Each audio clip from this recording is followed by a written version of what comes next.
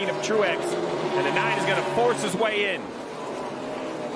Oh, the 4 is going to miss the corner. He misses it into the DeWalt wall. Kevin Harvick hard. The right front of the caution comes out. Chances are, when you think of Kevin Harvick, you're thinking of this moment. You're thinking of this moment where he made a complete ass out of himself, going back and forth with Chase Elliott, and seemed to get psyched out. But when I think of Kevin Harvick, I think of a different picture.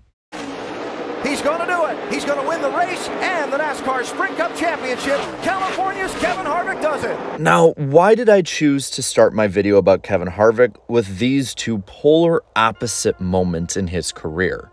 Well, it's because it shows the contrast of what fans view Kevin Harvick as.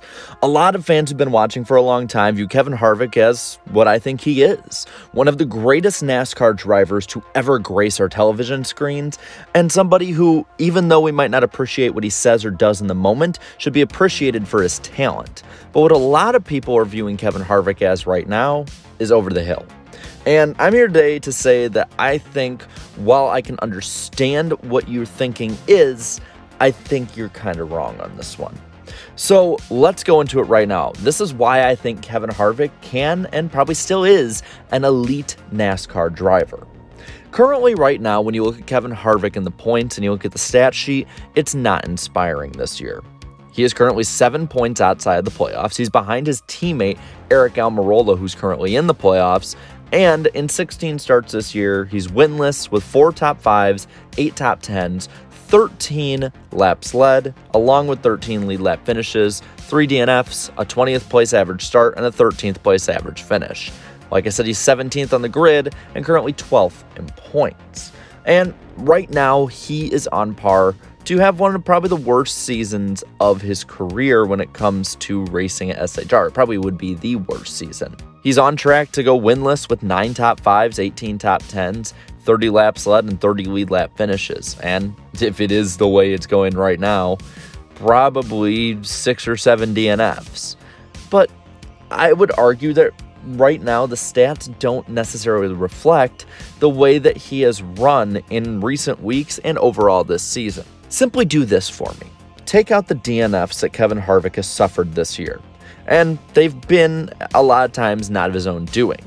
In those 13 starts, while still winless and having those 4 top 5s and 8 top 10s, he has finished on the lead lap in every single race, and he has an average finish of 9th in those races. Nothing to scoff at whatsoever.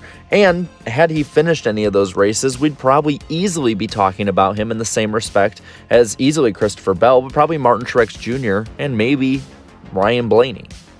See, Stewart-Haas Racing overall as a team is one that has been declining since about late 2020.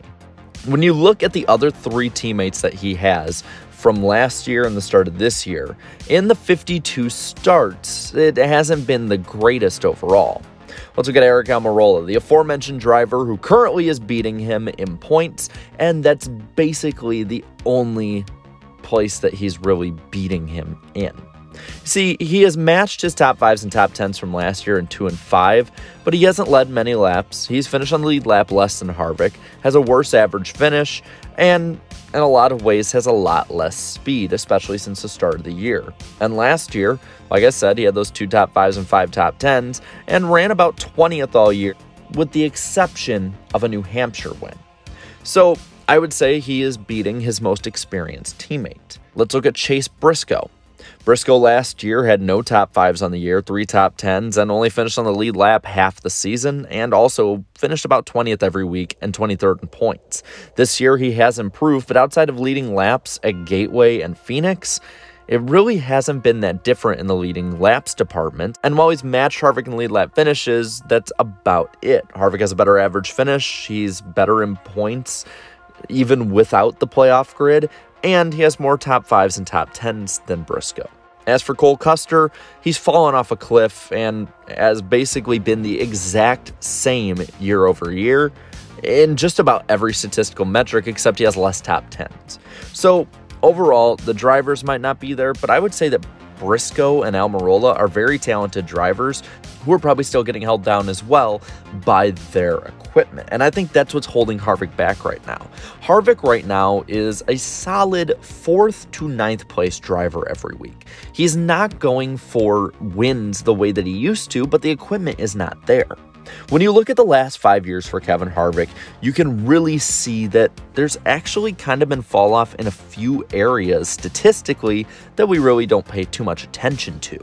For instance, in 2018, he had 8 wins and 23 top 5s and 29 top 10s, which is the most of any of the last 5 seasons, and it'd probably surprise people seeing how we really look at his 2020 season as like the peak.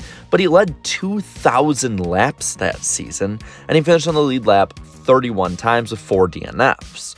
The DNF mark is what you need to look at though. You see, Harvick had 4 DNFs in 2018 and then 3 in 2019 before going without 1 in 2020 and 2 last year. But in 16 starts this year, he's already in the same ballpark that he was in those last 4 years. So I think that that is really skewing the stat line pretty badly in a way that's not in his favor. Again, when you take out those DNFs, his average finish is a 9.0, which actually is better than 2021 and 2019, where he made the Final 4. The only season that beats this mark by a large margin in the last 5 years is 2020, which was one of the best seasons in NASCAR history. That 2020 season saw him get 9 wins, 20 top 5s, and 27 top 10s, and 1,500 laps led. And people will say that he fell off the next year, and in a way he did. He didn't have the wins at all, 9 less, he went winless, but he also had 10 less top 5s. But he only had 3 less top 10s, meaning that, again, the speed was there to run in the top 10 and get some top 5s. It just wasn't there the way it was for probably the previous 5 to 6 years. That, in my opinion, shows what the equipment has done to Harvick right now. If you give Harvick the same equipment as a Ross Chastain or a Chase Elliott or a Joey Logano, I think he's right up there with all of them still as an elite driver. And if SHR gets their act together, I think, again, he's going to be right up there with them. When you look at his stat line so far this year, the top 5s are lacking a little bit compared to actual championship contenders. But then if you think of some of them, like Chase Elliott and Alex Bowman, you think they're championship contenders? Well, they finished in the top 5 less than Kevin Harvick. When you look at his 8 top 10s, that's right where Ryan Blaney is, who is up there competing for the regular season championship. And it's not too far behind the guys who are leading in top 10s in Kyle Busch, Ross Chastain, and Chase Elliott again. The laps led is down low, and the DNFs is a little bit higher. But this year has been a year that's been razor thin. Harvick right now, if he were to get a win, would probably be considered a championship contender by a lot of people because when you look at just straight up how he's running, he's probably the 5th to 7th best driver out there. I know this isn't a scientific metric with it. I know this isn't a perfect 1-to-1 ratio of how it would be, but I always keep track of the Winston Cup points. I just do it for fun. It's something I like to do. And people are always surprised that Kevin Harvick is in the top 10 to top 7, at times the top 5 in points. And it's simply because he's consistent. The framing that the media has right now with the playoff cut line has really made people think that Harvick has fallen off a cliff. Last season was in line with how he normally runs, and this season honestly is not that far off. It's just he has more DNFs, which is something that a lot of drivers this year have more of. Take out that 33rd at Gateway. Since Dirt Bristol on Easter, he's finished 10th at Talladega, 9th at Dover, 4th at Darlington. He did go down to a 15th place finish at Kansas, but followed that up with a strong 3rd place run in the 600 and a 4th place at Sonoma, where he had the speed to win if his team wouldn't have let him down. Stewart-Haas is starting to get better again, and it's showing because Harvick is getting quicker again. And outside the DNFs, and then of course Atlanta Superspeedway where he had some issues, he has not finished lower than 15th all season. This is not a driver who is falling off a cliff. It's a driver who, when stuff is in his control, can keep care of his equipment. He's a driver that if he gets a little bit better equipment, will be right up there with any of them. So I think Kevin Harvick is still an elite driver. Harvick is a driver that should be watched as a wild card for the Championship 4 and the championship itself. Now with that, I want to pass this on to you. What do you think of how Kevin Harvick has been in the last year or two? Do you think he is still an elite driver who just hasn't had the best luck? Or do you think he's starting to fall off the cliff? Let me know down in the comments below. While you're at it, leave a like on this video. Share this video and subscribe to my channel for more great NASCAR content. Thank you to all my channel members for your continued support. And until next time, have a good one.